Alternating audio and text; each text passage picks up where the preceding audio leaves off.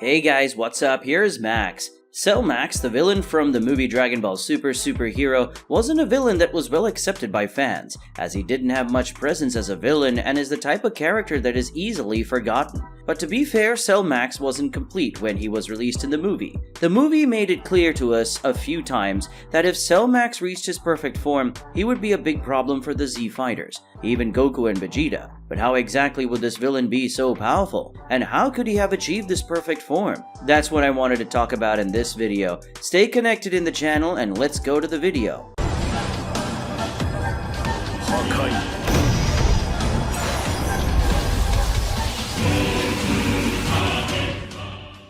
As it happened in the movie Dragon Ball Superhero, Dr. Hedo is hired by Red Ribbon to start production of super powerful androids. First he creates Gamma 1 and Gamma 2, and then he starts the project of another super android that would be much more powerful than the others, Cell Max. Unfortunately for the villains, after Gamma 2 attacks Piccolo, the Namekian learns of the Red Ribbon's hideout and about the Cell Max project, and so he begins the work to stop the villain's plan. Thanks to Piccolo's trick letting the Red Ribbon kidnap Pan, Gohan gets very angry and invades the hideout after his daughter, and then a fight starts between him and Gamma 1, at the same time that Piccolo starts a fight against Gamma 2. Seeing that a defeat was approaching, Magenta releases Cell Max, even though the android is incomplete and poses a great danger to the world. The Z fighters unite to face the enemy, but none of them have enough power to defeat Cell. They discover that there is a weakness in Cell Max's head, and they work hard to hit that point. After much effort, after Gohan acquires a new transformation, he manages to hit Cell Max's weak point with a Makan Kosapo, destroying the android. After Cell Max's defeat, everyone celebrates the victory and apparently everything was going to end well, but suddenly Gohan and Piccolo realize something on the midst of the dust of that devastated place. A new being appears, and everyone is in shock when they see this new being. It is Cell Max, but a different version, a perfect Cell Max. Before I continue with this story, explaining how this new form of Cell came about, I want to say that if you want to have some benefits here on the channel and help with the continuation of the Dragon Ball Hakai manga, you can do so through our Patreon. For a very small price, you can already have some exclusive benefits here on the channel, and you will also collaborate for the continuation of Goku's story as a god of destruction. Our Patreon link is in the video description. Go check it out later to find out more. Another warning I have to give is that if you're enjoying this video so far, leave your like, because our intention is not to end this story in this video.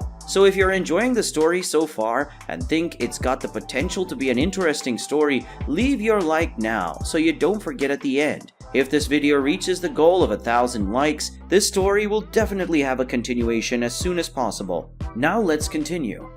When that new form of Cell Max appears before them, everyone is very surprised and scared, wondering what happened and how that being came about. Even Dr. Hedo looks surprised by that. Cell Max, who is in this new form, is as intelligent and communicative as the original Cell. Explains that, unbeknownst to Dr. Hedo, Red Ribbon scientists inserted an artificial intelligence inside Cell Max that was extracting information from the giant cell's mechanisms and creating within himself a second improved artificial life form. In short, the artificial intelligence inserted by Red Ribbon was acting as a parasite inside Cell Max, extracting all the information present in his systems and improving this information to create a perfect being. In this case, he is this perfect being.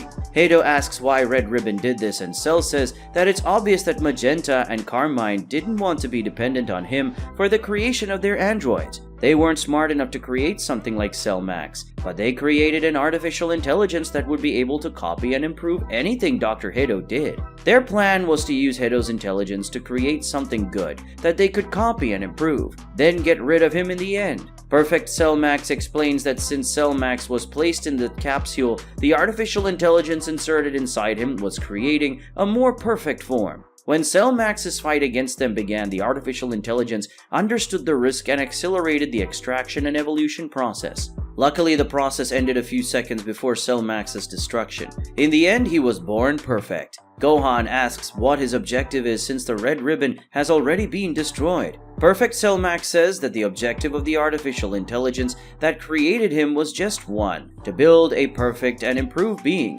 In that case, his goal will be the same: infinitely evolve and become the most perfect and powerful creature that exists. To do so, he must defeat them all. Cell Max launches a sudden attack, in the blink of an eye, moving behind Gamma 1, surprising both him and everyone else. In one attack, Cell Max pierces through Gamma 1's back and chest. As he does so, he says that he will start by subduing the other android in place. Seeing Gamma 1 being injured by the enemy, Goten and Trunks rush in to help, sneaking up behind Cell Max as they transform into a Super Saiyan to attack. But the android simply points the index and middle fingers of the other hand at them, shooting two small energy lasers that hit Goten and Trunks. And just this simple attack from the new perfect android is enough to defeat them. The next to try to help is Piccolo, who charges forward while using his released potential form, but Cell launches Gamma 1 at him and blasts the android with an energy attack. Piccolo is caught in the explosion and is badly injured. Android 18 also threatens to attack, even though Krillin tells her not to.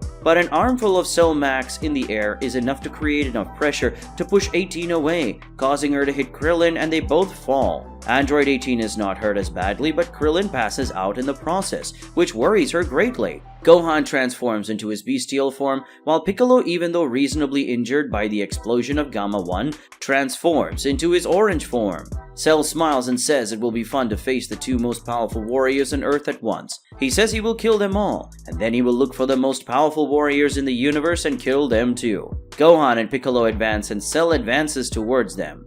That's it, guys. I hope you enjoyed this story. I know this video wasn't very long, but the purpose of this video is just to introduce you to the idea. As I said, the goal for this video is 1,000 likes, and if this goal is met, we'll bring you part 2 as soon as possible, telling you how perfect Cell Max's fight against Gohan Beast and Orange Piccolo would be, and also a lot more. Like the video and share it with your friends, fans of Dragon Ball, so we can reach the goal as soon as possible, and also subscribe to the channel so you don't miss a possible part 2 and our future videos. And of course, go check out our Patreon to see if you're interested. The link is in the video description. Until next time, goodbye.